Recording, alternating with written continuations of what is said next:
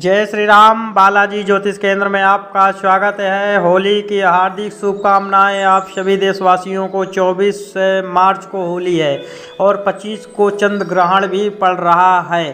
तो आइए हम जानते हैं, आज विषय लेकर के आए हैं कि नारियल मंदिर पे क्यों चढ़ाया जाता है और मंदिर पे नारियल चढ़ाने का क्या राज्य है, नारियल से कितनी फल प्राप्ति होती है, नारियल आपको तोड़ते समय कौन सा मंत्र बोलना चाहिए और स्त्रियों को नारियल तोड़ना चाहिए या नहीं तोड़ना चाहिए, इसके विषय में हम चर्चा करेंगे।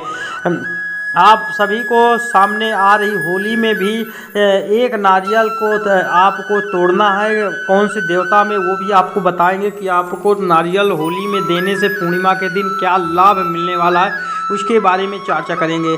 शुभ कार्य को करने से पहले जैसे हम लोग कोई कार्य करते हैं, भागवत कथा, राम कथा, देवी पुराण आदि, या मंदिरों पे नवरात्रि है या कोई फंक्शन है, तो हम नारियल सबसे पहले, या हमारी मनोकामना कोई पूर्ण होती है तो हम भगवान को नारियल चढ़ाते हैं। शुभ कार्य को करने से पहले नारियल चढ़ाया जाता है। तो नारियल किस लिए चढ़ाया जाता है? शास्त्रों के अनुसार इसे पूर्ण फल की प्राप्ति होती है। कलश के ऊपर रखे नारियल को भगवान गणेश का प्रतीक मानते हैं। और महिलाएं क्यों नहीं तोड़ती नारियल, इसका भी रहस्य हम बताएंगे। नारियल जैसे बताते हैं देवी देवताओं को, जैसे माँ काली, काल भैरव जी को जटा वाला नारियल अर्पित करना शुभ माना गया है। इसके साथ ही यह नारियल हनुमान जी को भी चढ़ाया जा सकता है।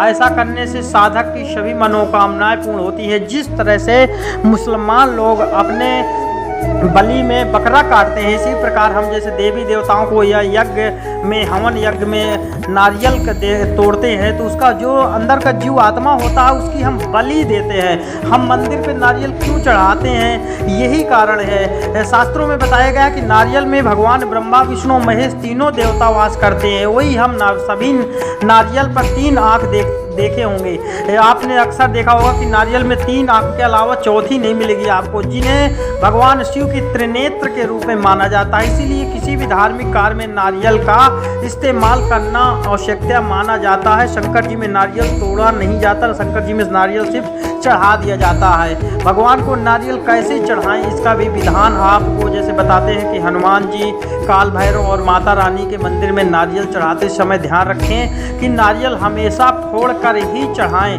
इस तरह यहाँ नारियल की बलि दी जाती है। किसी खास वजह से पूजा करने के बाद भी नारियल तोड़कर भगवान को अर्पित किया जाता है। मान्यता पूरी होने पर भगवान को साबुत नारियल चढ़ाना शुभ माना जाता है। हिंदू धर्म में नारियल का महत्व सबसे बड़ा है। सभी शुभ कार्य के लिए नारियल के बिना पूजा अधूरी मानी जाती है। शास्त्रों में भी नारियल का वर्णन आता है कि विष्णु भगवान पृथ्वी पर अवतरित होते समय माँ लक्ष्मी नारियल का वृक्ष और कामधेनु को अपने साथ पृथ्वी पर ले आए थे। इनके वो साथ में भगवान के पूजा में सिर्फ 5 चीज़ों का महत्व है: लौंग, पान का बतासा, पान और लौंग, इलायची और एक सुपारी और नारियल। इतना ही भगवान का पूजा का सबसे महत्वपूर्ण है। और पुष्प, इन 5 चीज़ों को लेकर के आप हमेशा मंदिरों पे जाते हैं। और हवन में नारियल क्यों जलाई जाती है, इसका भी हम आपको बताएंगे कल के दिन कि आपको नारियल जलाने का क्या मतलब है। भारत में मंदिरों, घरों और दुकानों में कच्चे नारियल को जलाना हिंदू धार्मिक अनुष्ठानों का एक हिस्सा है और माना जाता है कि ये देवताओं को एक प्रतीकात्मक भेंट दी जाती है। जैसे कि नारियल, भगवान को नारियल क्यों चढ़ाते हैं और कैसे जलाते हैं, क्यों जलाते हैं, स्त्रियों के बारे में बताएंगे कि स्त्रियों को नारियल तोड़ना चाहिए या नहीं तोड़ना चाहिए।